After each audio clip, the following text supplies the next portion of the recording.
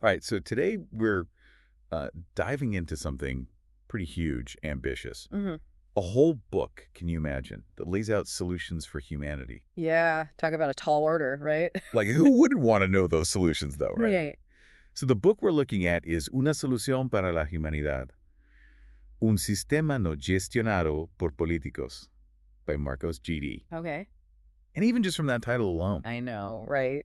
you can tell this author, they've got big ideas. Yeah. And they're really taking aim at how we run, well, just about everything. Yeah. Economics, education, even government. Yeah, you're definitely not kidding about those big ideas. I think one of the things that's really interesting here is that Marcos GD is an engineer. Oh, And you can really see that engineering perspective coming through in their writing and the way that they kind of break down these really complex societal issues, almost like they're engineering problems to solve. it's like they're saying, okay, these systems are all messed up. How do we apply some logic and problem solving here Exactly. to fix it? But they don't just stay theoretical, right? No, No, no, no. they actually get into the weeds, like really specific, using Spain as a case study, which I feel like is very intentional. It's very intentional, and it acts as a microcosm of what they see as global issues.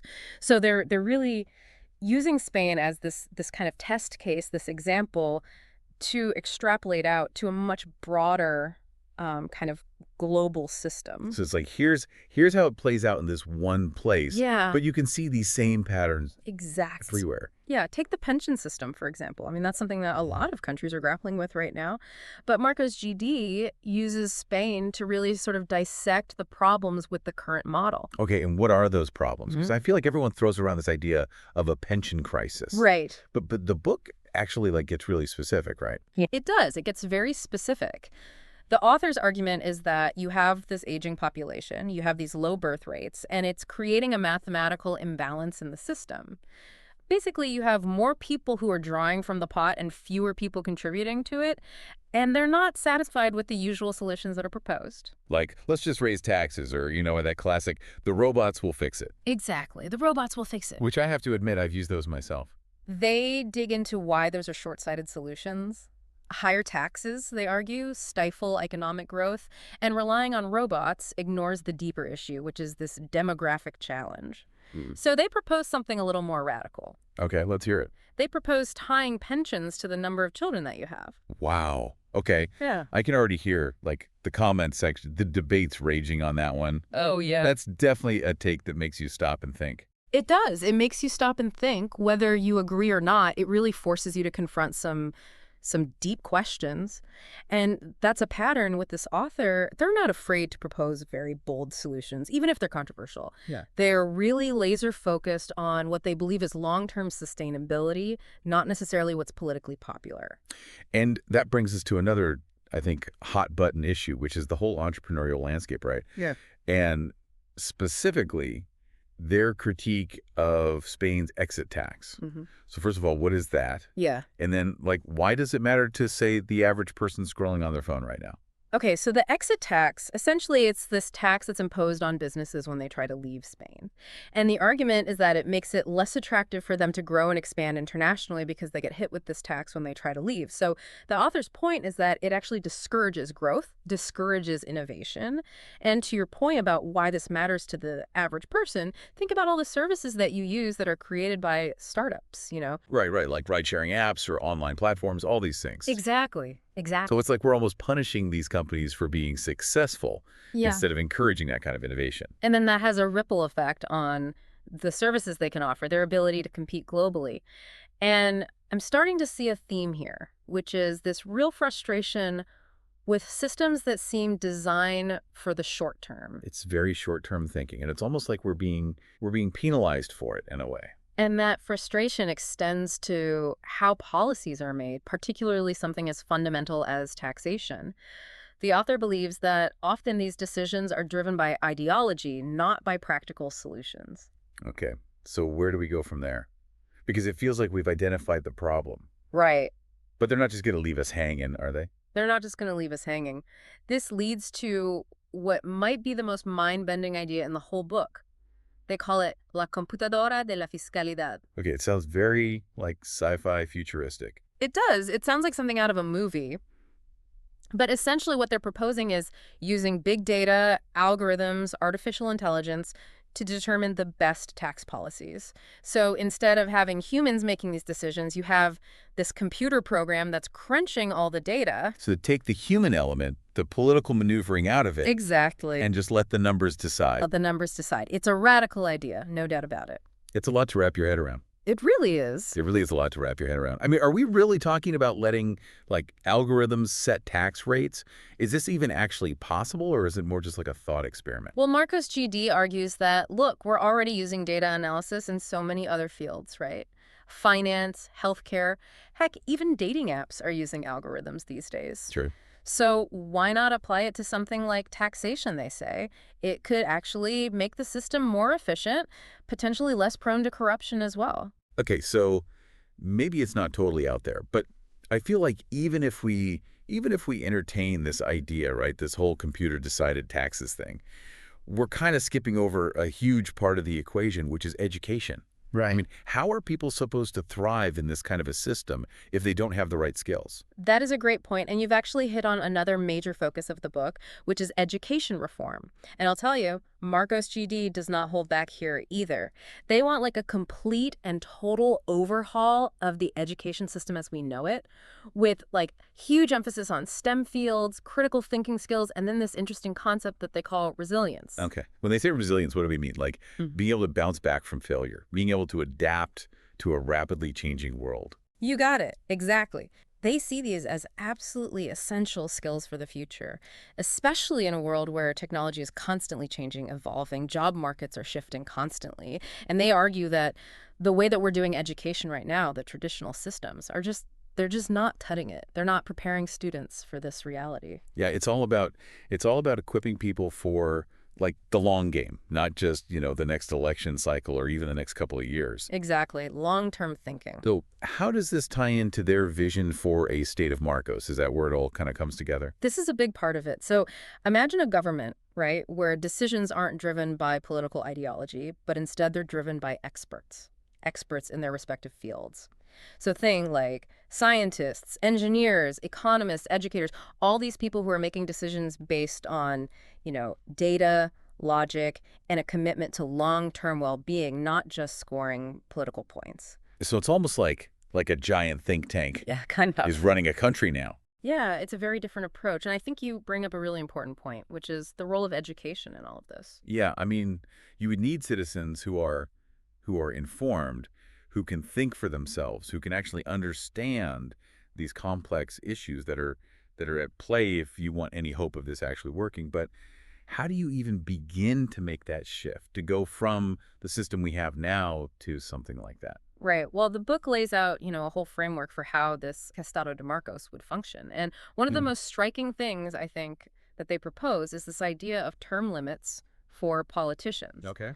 Because their argument is that the current system, the way it's set up, it incentivizes short-term thinking, right? It Yeah. incentivizes this constant need to pander to voters to get reelected. Which, yeah, I mean, it makes sense. If you're constantly worried about getting reelected, are you really going to focus on those long-term solutions, even if they're the right solutions, if they're not going to benefit you politically? Exactly. And so they're trying to remove that incentive, that short-term thinking, by limiting how long politicians can actually stay in power. Okay, so that part makes sense. But then who decides what's best for the long term in this expert-led system? Because you're taking away the power from the voters in a way, right? Right. And that's where it gets really interesting. They propose this whole system where essentially leaders are selected based on their merit, their expertise, their track record, not like popularity contests or political backroom deals. It's about putting the most qualified people in charge, the ones who are best equipped to make those tough decisions based on, what the data tells them is best for the country. Okay, I have to admit, part of me is over here thinking this sounds a little too good to be true. Right. I mean, how do you even begin to define what best means when it comes to, like, actually governing, right? And who gets to decide who the experts are? I mean, isn't there a risk that we just end up creating a system that's just as biased, maybe even more biased than the one we have now? Oh, absolutely. Those are all the right questions to be asking.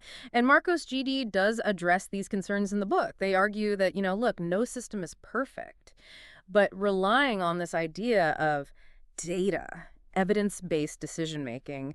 It's far less prone to the kind of corruption, to the biases that we see in our current political systems. So it's not about taking human judgment out of the equation entirely. It's about making sure that judgment is informed Exactly. by the data, by expertise, by a commitment to the greater good. And they take it even a step further. They're not just talking about like internal reforms within Spain.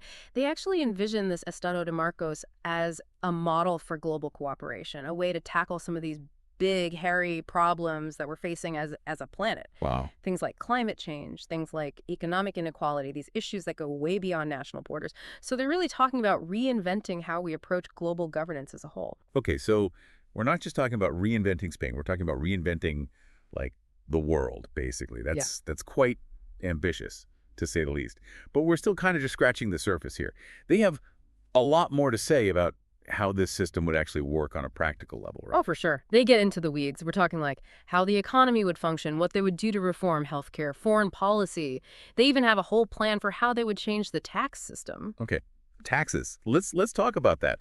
What does a tax system look like in the Estado de Marcos? Okay, so they're very critical of how things work right now. They say it's too complex, it's unfair, it stifles innovation.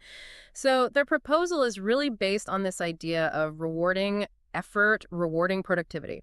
For example, they've tossed around this idea of a system where the more you actually produce, the less you pay in taxes. So it's almost like flipping the script, right? Instead of like, oh, you're being punished for being successful, it's like, no, you're being rewarded for contributing more. So it's kind of reframing how we even think about taxation. Instead of it being this burden, it's something that encourages growth. Exactly. It incentivizes people to do more, to innovate, to create. Okay. I can see how that would be appealing to some people, but even if it sounds good on paper, there are going to be skeptics, right? I mean, are there any downsides to this kind of system? Well, one of the biggest criticisms that you hear is that it's just not realistic. It's too idealistic, too utopian. Like, they're not taking into account human nature, the reality that there will always be those who seek power, who might try to game the system. Right. It's that age-old question, right? Can you ever really create a system that completely eliminates human fallibility? I mean, it's a valid point, right? Like, are we putting too much faith in the idea that experts are somehow immune to those same kinds of temptations or pressures that politicians face? That's a good question, and I think Marcos Gidi would say we probably do put too much faith in systems alone. There's this whole other side to this where they talk about how we need to actually address individual behavior as well. So it's not enough to have good systems. You need good people to participate in them. Right, exactly. They argue that you need to have a truly successful society. You don't just need systems that are smart. You need people who are equipped to make, ethical decisions, informed decisions, who can actually participate in those systems in a way that's constructive. So it's almost like we have to cultivate a certain kind of citizen Yeah. who's not just, skilled, Right. but also has like a strong moral compass Yes, absolutely. and kind of understands their role in the bigger picture. Yeah, and that's where they see education fitting in, right? I mean, Yeah. we talked about their ideas for reforming the school system, Right. but it sounds like they're talking about something that goes way deeper than that. It's more holistic. It's not just about like what's taught in a textbook. Exactly. They're talking about character development. They're talking about critical thinking skills, instilling the sense of civic responsibility in people from a young age. So it's like we always talk about education as preparing students for the real world. Right. But they're almost saying that part of that preparation is like being able and willing to imagine a different world, Right. a better world. Yes. And then to actually figure out, okay, how do we build that? Which is, I mean, that's a pretty tall order. It is. It is. But I think at the heart of it, they seem to have this real optimism about what humans are capable of. Like there's this underlying belief that people are inherently good, or at least capable of good. Yeah. And that if we give them the right tools, the right environment, we can actually overcome some of these really, really challenging problems that we're facing. So it's almost like this two-pronged approach, right? You have to fix the systems, Yes. but you also have to empower people to operate within those systems. Yes. In a way that's ethical, that's constructive. Yeah. And I think that's a really important point. It's not just about top-down change. It's about creating the conditions where people feel empowered to participate, to contribute, to be a part of the solution. Which brings us, I guess, full circle to this idea of the Estado de Marcos, this system that's designed to be more rational, more efficient, more focused on the long term. But is it really possible? That's the million-dollar question. And I think, to be fair, the book doesn't pretend to have all the answers. What it does do, though, is it gives us this framework for thinking about these issues. It challenges our assumptions. It throws out some really, really intriguing, albeit sometimes radical, ideas. Keeps the wheels turning. It does. It gets the Yeah. wheels turning. And it forces us to really think critically about, okay, what kind of world do we want to live in? And I think what's sticking with me, even if we don't have all the answers, what's sticking with me is this idea that we limit ourselves by just thinking within the confines of the systems that we already have. Yeah. And Marcos GD is really urging us to break free from that, Think bigger. Think bolder. to really imagine what's possible, Yeah. and to start taking those steps, however small they might be, Yeah. to start building towards that. And to not be afraid of bold solutions. Right. To really challenge the status quo, to Yeah. be willing to experiment, to take risks, because that's where progress happens. So where does that leave us then? What are we supposed to do with all of this? Well, I think that's kind of up to us to figure out. The most important thing is that we're having these conversations, we're asking the hard questions, we're not just accepting the world as it is. If we can do that, if we can keep those conversations going, I think that's a really good start. So it's a call to action more than anything. Exactly. It's a call to action. They've given us the ideas. Now it's up to us to do something with them. Well, this has been quite the deep dive. It has. We've covered a lot of ground today. Everything from pensions to algorithms, from education reform to the very nature of government. No shortage of big ideas. No shortage of big ideas. And whether you agree with all of Marcos GD's ideas or not, I think we can all agree they definitely make you think. For sure. And at the end of the day, isn't that what a good book should do? I think so. So to our listeners, we want to hear from you. What resonated with you? What challenged your assumptions? And most importantly, what are you going to do differently having taken this deep dive with us? Let's keep the conversation going.